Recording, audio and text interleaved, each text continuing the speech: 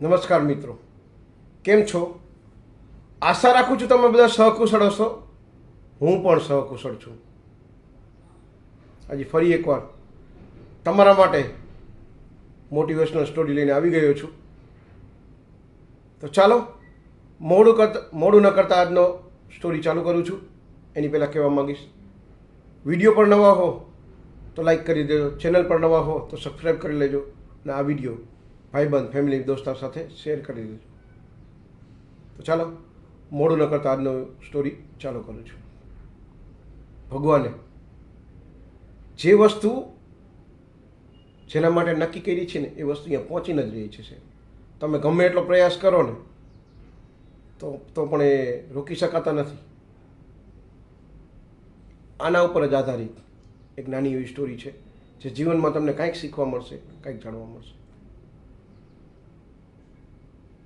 હવે બે ભાઈબંધ હોય છે, બેરોજગાર હોય છે સાહેબ. નોકરી ધંધો કાંઈ મળતો નથી હોતો. ચાની કેટલી પર બેઠા બેઠા વિચાર કરતા હોય છે કે કેવી રીતના કરે, નોકરી મળતી નથી, કંઈ કાયમ ધંધો કરવાનો હૂજતો નથી, શું કરીએ કે તે કંઈક કામ કરી કે શું મારી પાસે એક આઈડિયા છે કે આપણા વિસ્તારની આગળ એક મંદિર છે કે, અને મંદિર બહુ જૂનું છે કે હવે એનું રિનોવેશનનું કામકાજ ચાલુ છે અને બધા એના પૈસા ઉઘરાવે છે. તો કે આપણે શું કરી કે આપણે પણ કાલથી કે ઘરે ઘરે જઈ અને પરચી છપાઈ લઈ કે પૈસા ઉઘરાવવા માંડી કે, અને પછી એ પૈસાની આપણે ખાઈ પીને મોજ કરશી, ક્યાંક ફરી આવશી કે. બીજો ભાઈબંધ કહે છે ના ના ના, એવું ન કરાય કે તારી પાસે કંઈ રસ્તો હોય કે બીજો કંઈ? તો કે ના, પણ કે માતાજીના નામે કે તો મંદિરના નામે તમે કરો ને ખોટું ન કહેવાય. એ કે કાંઈ ખોટું ન કહેવાય, કે પકડાઈ જશું તો એ કે કાંઈ નહીં પકડાય કે તું હાલને. તે કાંઈ વાંધો નહીં, શું કરશું કે કાલથી એક પરચી લઈ લેશું અને ઘરે ઘરે કહેશું કે મંદિરના કામે રિનોવેશન કરવાનું છે, એના માટે તમારી યથાશક્તિ પ્રમાણે ફાળો આપો. બીજા દિવસથી સવારે વહેલા ઉઠી નાહી ધોઈને ઘરે ઘરે જઈને ફાળો ઉઘરાવવા માંડ્યા. કોઈક 1000 આપે, કોઈક 2000 આપે, કોઈક 5000 આપે, કોઈક 10,000 આપે. એવી રીતના ફાળો ઉઘરાવીને આખો દિવસ ફાળો ઉઘરાયો. કોનું? મંદિરના રિનોવેશનના નામે છે. પછી વિચાર કર, સાંજે હિસાબ કરે છે, 1,87,000 રૂપિયા થાય છે સાહેબ. આટલા તો પૈસા મેં મારી જિંદગીમાં નથી જોયા. બોલ હવે શું કરશું કે? બીજો ભાઈબંધ કે મેં કીધું ગોવા નથી ગયો સાહેબ. બીચમાં બધા સૂતા હોય ને મજા જ આવ્યા રાખે. ગોવા હું કોઈ ગયો નથી. કાલ સવારે થેલો પેક કરી લેજે કે આપણે ગોવા જઈએ. કાંઈ વાંધો નહીં કે સવારે થેલો પેક કરીને રહેજે, આપણે સોસાયટીના નાકે મળશું અને બે ગોવા જશું. આટલા બધા રૂપિયા મારી જિંદગીમાં જે વાતો કરતા હતા. એક ભાઈબંધ આગળ પૈસા રાખે છે અને બીજો ભાઈબંધ સવારે ભેગું થવાનું નક્કી કરે છે. જે ભાઈબંધ આગળ પૈસા હોય છે સવારમાં વહેલો ઉઠીને નાહી ધોઈને બેગ લઈ અને એમાં 2-4 જોડી કપડાં અને પૈસા લઈને નીકળે છે. વચ્ચે એવું યાદ આવે છે કે લાગને એક સોડા અને વેફરના 1-2 પડીકા લઈ લઉં, રસ્તામાં ખાવા કામ લાગશે. દુકાન આગળ થેલો મૂકે છે.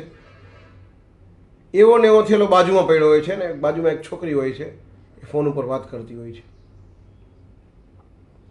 એ થેલો મૂકી અને દુકાનમાં અંદર જાય છે. સોડાનું એક બોતલ અને 2-3 ફૂડ પેકેટ લઈને બહાર આવે છે. એ દરમિયાન ઓલી જે ફોન ઉપર છોકરી વાત કરતી હતી એ આ ભાઈનો થેલો લઈને જતી રહી છે. કોલેજની છોકરી હોય છે. એ બંનેના થેલા બદલાઈ જાય છે. કોલેજની છોકરી, ઓલો ભાઈ આવીને કહે છે કે આ તો મારો થેલો નથી. જોયે છે તો અંદર બધા ચોપડા હોય છે. તો કે તમે જોયો? દુકાનદારને પૂછ્યું તમે જોયો? તો કે હા, એક છોકરી ઊભી હતી, થેલો લઈને ગઈ કે તમારા બેયનો થેલો કદાચ બદલાઈ ગયો હોય. દુકાનદારને ભાઈ પૂછે છે કે તમે છોકરીને ઓળખે છો ને? કે ના, ઓળખતો નથી. આગળ જાય છે અને ભાઈબંધ રાત જોતો હોય છે. ચાલ ચાલ ફટાફટ, મને તો આખી રાત ઊંઘ નથી આવી કે ફરવામાં કેટલી મોજ આવશે કે. ભાઈબંધનું મોઢું પડેલું હોય છે. કેમ કે શું થયું? કે હું ઘરેથી થેલો લઈને આવતો હતો ને, તમે કીધું સોડા અને ફૂડ પેકેટ લઈ લઉં. એ થેલો મેં બાજુમાં મૂક્યો અને ફૂડ પેકેટને સોડા લેવા ગયો એટલામાં એક છોકરી મારો થેલો લઈને જતી રહી. થેલા બેયના સેમ જેવા હતા એટલે છોકરી ભૂલથી લઈ ગઈ છે અને એ છોકરીને કોઈ ઓળખતું નથી. એટલે કે આપણા ભેગા કરેલા પૈસા ખોઈ ગયા મારાથી. ઓલો ભાઈબંધ ગુસ્સે થઈને, ખબર ન પડે તને શું સોડા અને ફૂડ પેકેટ લેવાનો વિચાર આવ્યો કે? મરી જતો તો ખાધા વગર કે? કેટલોય બોલ્યો પણ જે થવાનું હતું તો થઈ ગયું. બે ભાઈબંધ હતા અહીંયા પાછા આવી ગયા છે. બીજી તરફ એ છોકરીને વિચાર આવે છે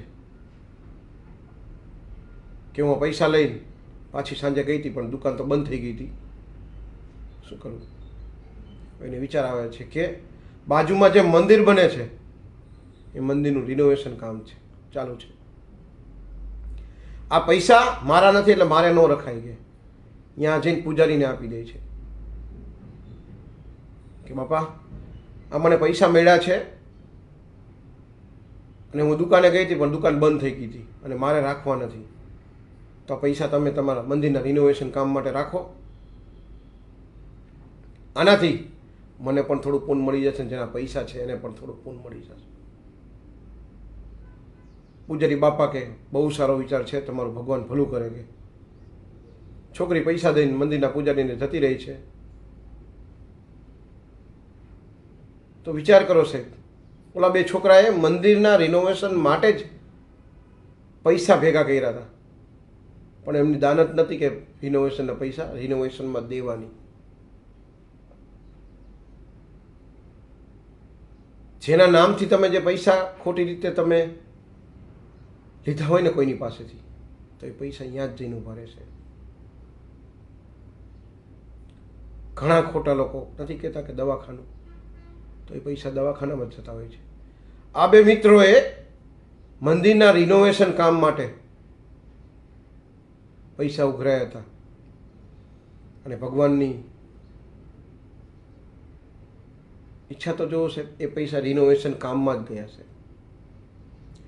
એટલે ભવિષ્યમાં તમે અથવા કોઈ પણ વ્યક્તિ ખોટું બોલીને જે પૈસા જેના માટે લે છે ને એ પૈસા એ કામમાં જ વપરાય છે.